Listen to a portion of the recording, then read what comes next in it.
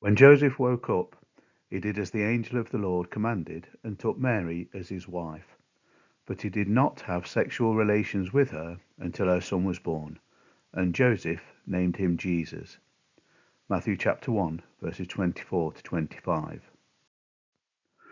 Joseph was the earthly father of Jesus. He was a descendant of King David and lived in Nazareth in Galilee, and he was pledged to be married to Mary, the virgin who gave birth to Jesus. The Bible tells us that Mary became pregnant through the Holy Spirit in Matthew 1:18, and not through Joseph. Therefore Joseph can be understood as Jesus' earthly adoptive father, but not as his biological father. He seems to be a humble man who cared deeply about obeying God. Matthew tells us that Joseph was faithful to the law in chapter 1 and verse 19. After an angel of the Lord appeared to Joseph and encouraged him not to be afraid to take Mary as his wife, Joseph immediately obeyed in Matthew 1, 24 to 25. Later in the book of Matthew, an angel again appears to Joseph and commands him to take Mary and Jesus to Egypt because King Herod wanted to kill Jesus. Again, Joseph immediately obeys the angel's command and takes his family to Egypt, saving Jesus' life. And you can read about that in Matthew chapter 2, verses 14 to 15. After Herod died, an angel once again appears to Joseph and commands him to return to Israel, which he does in Matthew 2, verse 19.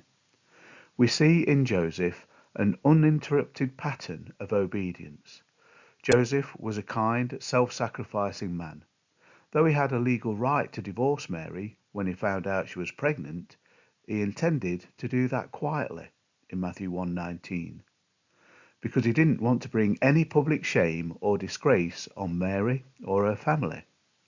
Also, after their marriage, Joseph did not have sex with Mary until after Jesus was born. Matthew 1, verse 25. In this way, Joseph safeguarded the validity of the virgin birth.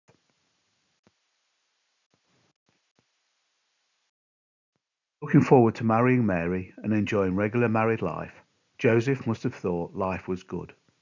Suddenly his world is turned upside down. The shock of the pregnancy, an unscheduled long journey with a heavily pregnant wife, not being able to return home because his new child was under threat of death. Did he throw his hands up in despair and look for a way out?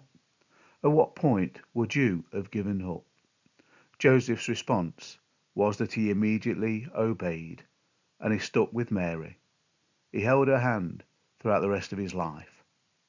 We likewise must develop a trust in God that no matter what our circumstances, we will immediately obey when God calls.